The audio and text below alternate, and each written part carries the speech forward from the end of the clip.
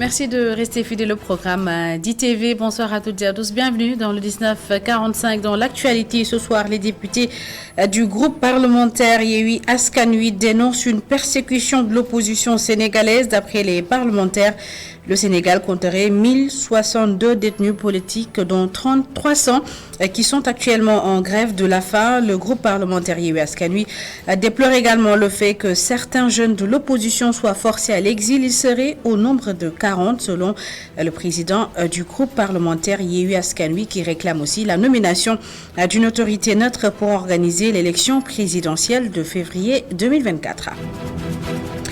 Et pendant ce temps, à Sédhiou, les populations du Balantakunda dénoncent les arrestations de l'imam de Manékounda et du président du comité de vigilance contre le vol de bétail. Les deux hommes ont été interpellés par la police dans le cadre d'une enquête sur la mort d'un présumé voleur de bétail. Ils réclament leur libération. Dans ce journal, les explications de leur porte-parole.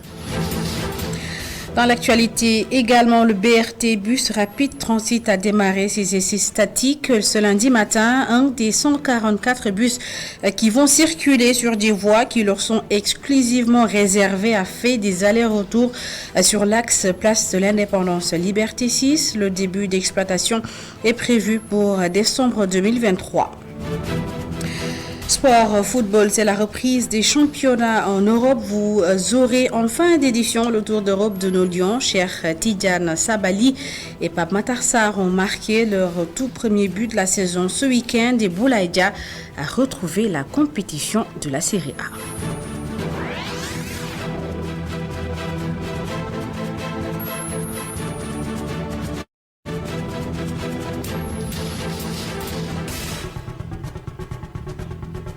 Le Sénégal compte à ce jour 1062 détenus politiques, dont 300 en grève de la faim. Une révélation des députés du groupe parlementaire Yewwi Askan Wi. Les parlementaires ont également révélé qu'il y aurait plus de 40 membres de leur coalition qui se seraient exilés pour fuir la persécution dont ils font l'objet. Le président du groupe parlementaire Yewwi Askan Wi, Birame Souleye Diop, demande la libération de la totalité des détenus politiques, dont le plus célèbre, Ousmane Sonko. Je vous propose de l'écouter au micro d'Amadou Bari. Il y a au Sénégal 1062 détenus politiques. Il y a eu, il y a quelques jours, 300 grévistes de la faim. Aujourd'hui, nous en avons une bonne cinquantaine. Et dans ce lot, beaucoup ont été en réanimation et sont aujourd'hui dans une situation sanitaire critique. Pour certains d'entre eux, vous avez bien reçu l'information qu'il leur a été refusé pendant un moment les soins sous le prétexte qu'ils étaient en grève de la faim. Et le constat global, c'est que on parle bien de la situation des grévistes de la faim, mais on ne l'a pas encore abordé sous le lien holistique pour savoir quelle en est la cause et quelles peuvent en être les conséquences. On pose la question sous le simple prisme pour nous faire voir que, aujourd'hui, le gouvernement du Sénégal pousse les détenus politiques à exercer la seule méthode de résistance qui leur est offerte. Demander, à la suite de ceci, la libération de la totalité des détenus politiques au Sénégal. Et quand je parle des détenus politiques, le plus célèbre, le plus connu aujourd'hui, est bien le président Ousmane Sonko. Et en ce qui concerne la présidentielle de février 2024, les députés de Yewwi Askan Wi réclament la nomination d'une autorité neutre pour organiser cette élection. Et malgré les cas de poursuites qui s'accumulent contre Ousmane Sonko, les députés du parti PASTEF restent convaincus qu'il est leur candidat. Voici à ce propos toujours Birame Souleye Diop. Tout ce qui est en train d'être organisé aujourd'hui au Sénégal est en train d'être organisé autour de la prochaine élection présidentielle. L'occasion de dire que Ousmane Sonko restera et est le candidat unique du parti PASTEF. On va dire l'ex-parti PASTEF, je dis bien Ousmane Sonko reste et restera le candidat unique du parti PASTEF et de la coalition qui s'organisera autour de ceci. Mais il est important que l'on sache que pour y aller, nous avons besoin de poser la question de l'accès, d'un accès transparent et uniforme au fichier électoral. Nous avons besoin que la question de la transparence du vote avec la désignation d'une autorité impartiale, soit définitivement réglée. Parce qu'aujourd'hui, nous allons le dire, le ministre de l'Intérieur ne peut pas, de manière impartiale, être celui qui organise la prochaine élection présidentielle. Ousmane Sonko, justement, dont la situation sanitaire se dégrade de jour en jour, selon ses proches, eh bien, l'ancien parlementaire Cheikh Oumar Sy l'invite à arrêter sa grève de la faim. Le président de l'OSIDEA estime que la coalition Yewwi Askan Wi, dont l'opposant Ousmane Sonko est membre, a manqué de solidarité envers lui et n'a pas bien mené le combat pour sa libération. Il était l'invité politique de la matinale Tok Tok Sénégal. Le voici avec Baba Ndiaye. Comme tous les Sénégalais, on constate ça avec beaucoup d'amertume. Je pense que sa situation aujourd'hui est sensible et critique.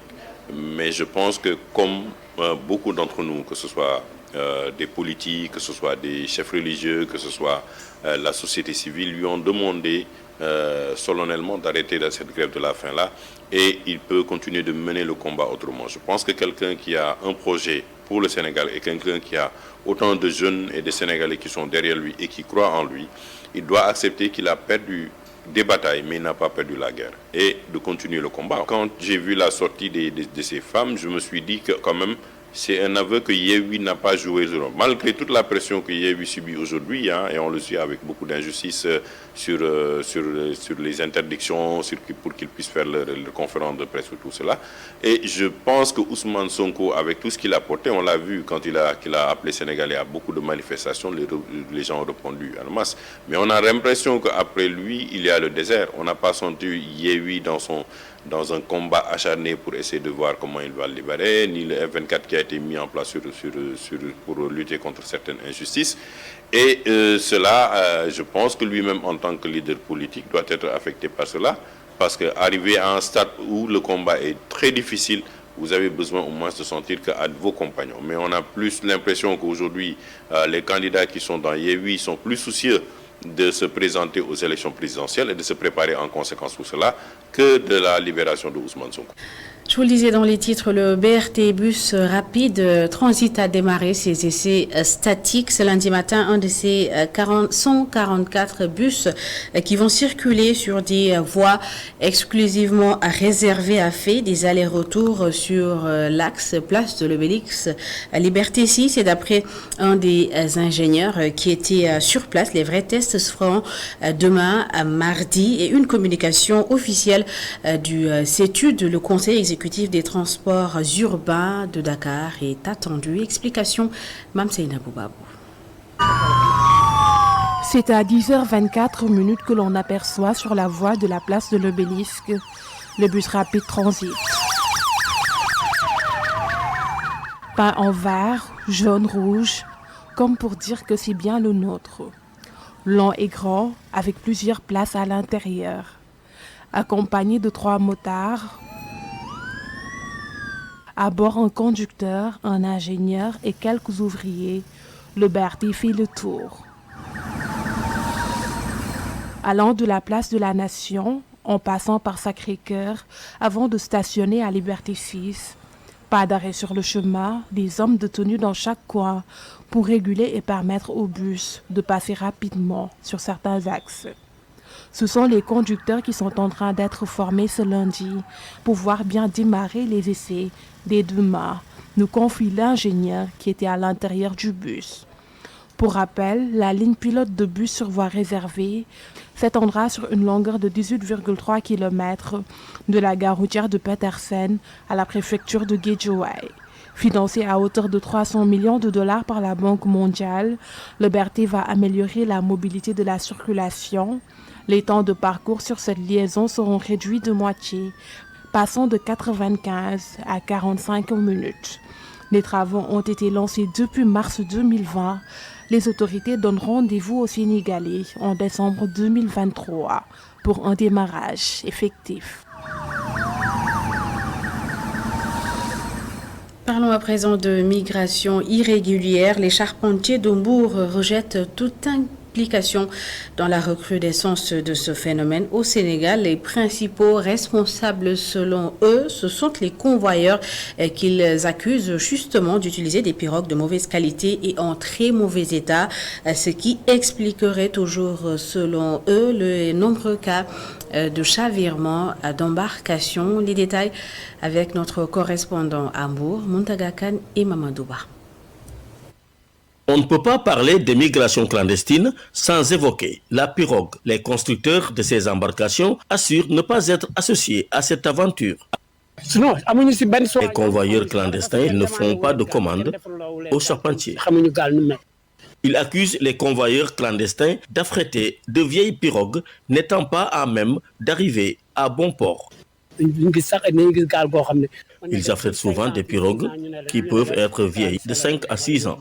Tu as vu combien les débris de cette pirogue qui a eu à transporter des clandestins sont noirs du fait de leur âge avancé. Si une pirogue de cette nature atteint la haute mer qui est houleuse, les vagues la brisent, la détruisent tout bonnement.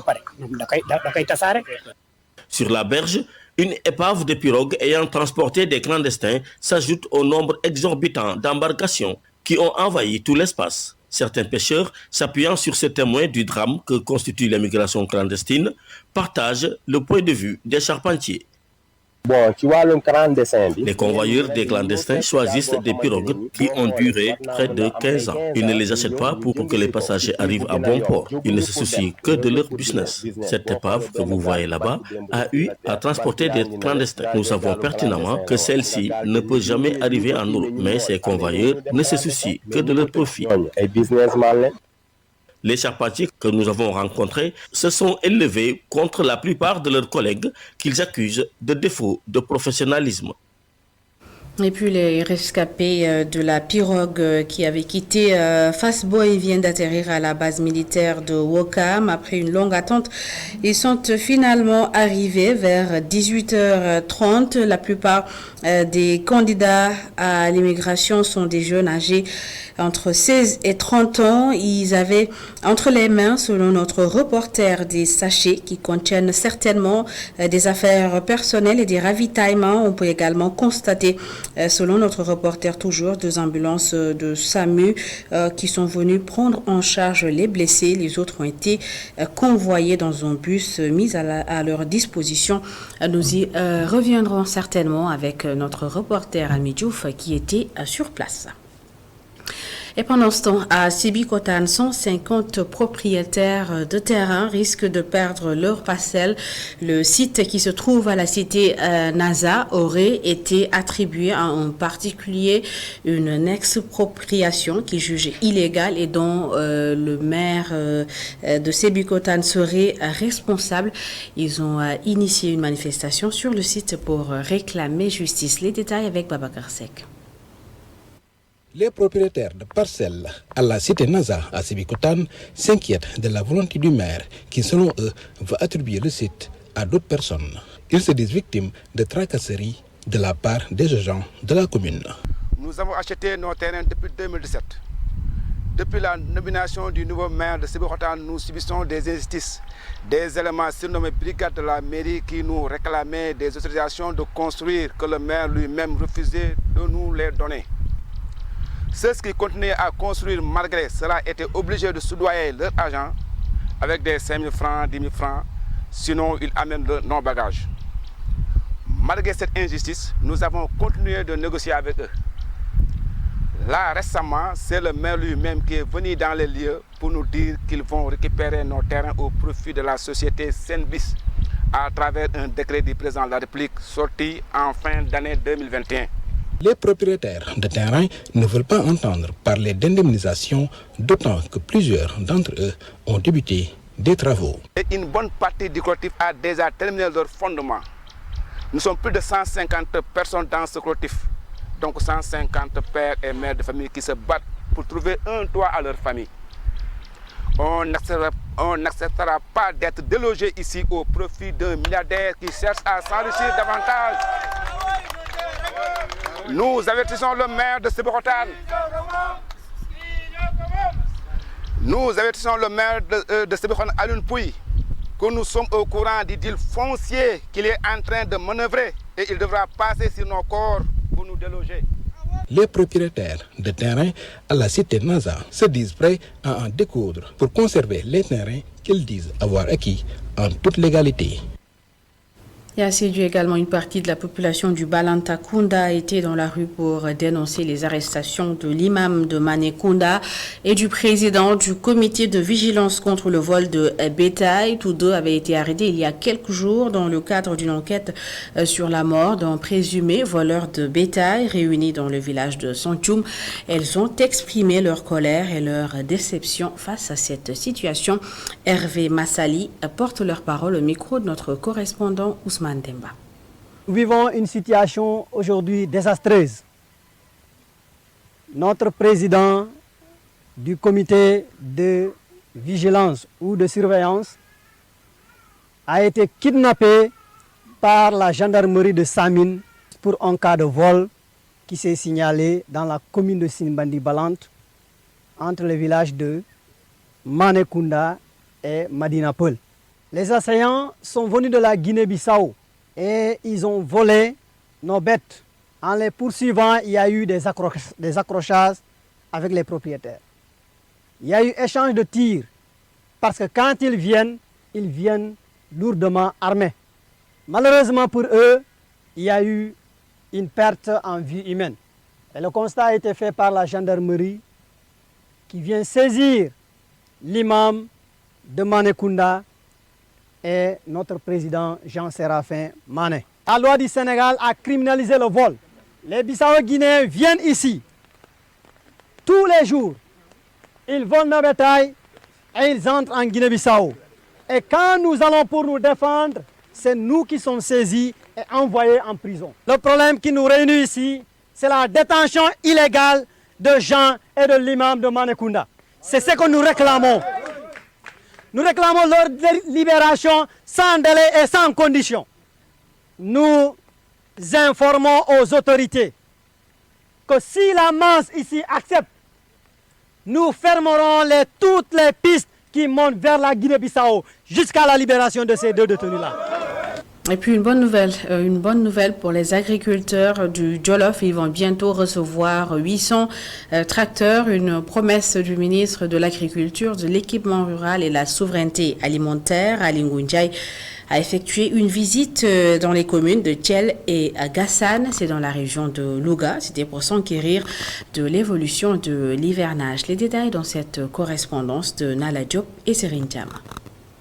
Accueilli en grande pompe par les populations de Thiel, Ali Ngouille Ndiaye promet d'offrir 800 tracteurs qu'il va mettre à leur disposition d'ici à la fin de l'année 2023. Aujourd'hui, nous avons un programme important qui devrait permettre, normalement, d'ici la fin de l'année, qu'on puisse avoir 800 tracteurs. Ce serait peut-être une première. Donc, ça le permettra. Et c'est du matériel agricole qui est subventionné au minimum à 60%. Il y a du matériel subventionné à 80%. Il y en a même du matériel subventionné à 90%. Dès l'annonce de cette nouvelle, les paysans expriment leur satisfaction.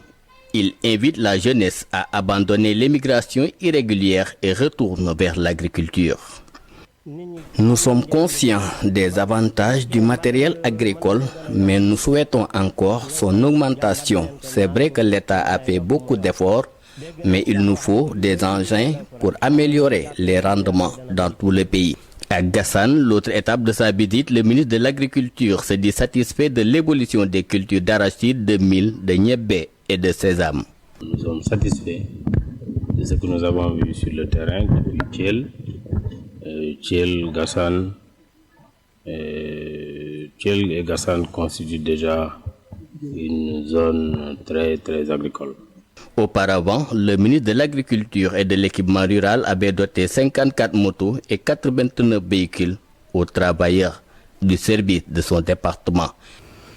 Et en prélude au Grand Magal de Touba, prévu en début septembre, une délégation de la Daïra, Mouadi Matoul Idma à Touba, a organisé un atelier de formation à Louga. 13 Daïra affiliés à l'organisation ont participé à cette session de formation sur la prévention et le secours civique. Les règles de conduite adoptées pour avoir accès à la grande mosquée de Touba ont également été présentées au grand public. Mamabdou Bodian et Rara Faratiam pour les précisions.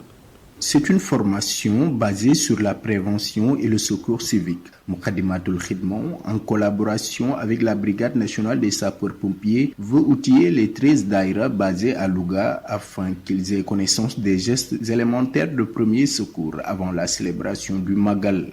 Et donc pour essayer donc d'avoir une gestion vraiment extraordinaire, nous avons décidé de faire donc cette formation avec les membres du Daïra et les services qui travaillent dans la mosquée, comme la police,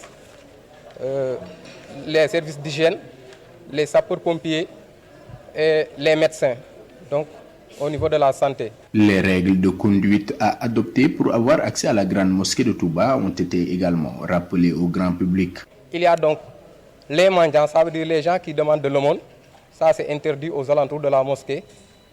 Ensuite, il y a aussi encore les petits commerces qui se font au niveau des trottoirs. Cela aussi, c'est interdit. Ensuite, il y a donc les tradipraticiens qui viennent en général pour vendre ce qu'on appelle les gris-gris et tout ça. Là aussi, c'est interdit aux alentours de la mosquée. Donc, ce qu'on appelle les monnayeurs. Donc, on te donne de l'argent pour faire de la monnaie. Maintenant, tu vas tirer 100 francs ou 200 francs. Donc, là aussi, c'est interdit. Il y a aussi l'habillement. Donc, il faut maintenant un habillement qui répond aux exigences de la mosquée. 1567 membres de la Daïra Moukadimatul Khidma seront mobilisés dans cette tâche de sauvegarde de l'identité culturelle et religieuse de la cité de Borom Touba. Un mot de sport à présent, football, c'est la reprise des championnats en Europe. En France, Cheikh Tidiane Sabali a ouvert son compteur but avec Metz. C'était face à Marseille. En Angleterre, Pape Matar Sarr régale et marque son tout premier but de la saison pendant que Nicolas Jackson perdait le derby londonien. En Série A, Boulaïdia a retrouvé la compétition. Le Tour d'Europe dit Lyon avec Cheikh Diop. En France d'abord, l'Olympique de Marseille est accroché par l'FC Metz 2 buts partout. Cheikh Tidiane Sabali a ouvert son compteur but lors de ce match et Aboulo a été expulsé après un vilain tacle sur Iliman Ndiaye. Ismaïla Sarr, Malik Mbaye ont débuté le match, Lamine Camara est entré en cours de jeu. Mory Diaw et Clermont ont été battus par Reims de Yohan Diouf 2 buts à 0. Monaco corrige Strasbourg de Habib Diarra 3 buts à 0. Crépin Diatta et Ismaël Jakobs sont entrés en cours de jeu. En Angleterre, Pape Matar Sarr, titulaire avec Tottenham, s'impose comme un taulier et marque son premier but de la saison. Il a ouvert le score lors du succès face à Manchester United 2 buts à 0. Nicolas Jackson était titulaire également avec Chelsea dans le derby londonien, mais West Ham s'impose 3 buts à 1. Everton de Gana Gueye a été également étrillé par Aston Villa 4 buts à 0. En Italie, Boulaïdia a repris la compétition. Il est entré en cours de jeu lors du match nul 2 buts partout entre Salernitana et l'AS Roma. En Turquie, pour finir, Istanbul Sport et Konyaspor ont fait match nul 1 but partout avec la première réalisation de la saison de Mamba Bacham. Du côté des locaux, Alassane Ndao et Racine Koli ont également été titulaires. Cher Diop, merci. C'est la fin de cette édition. Merci à toutes et à tous de l'avoir suivi. Merci de votre fidélité. L'information continue sur notre site internet emedia.sn. Bonne suite des programmes.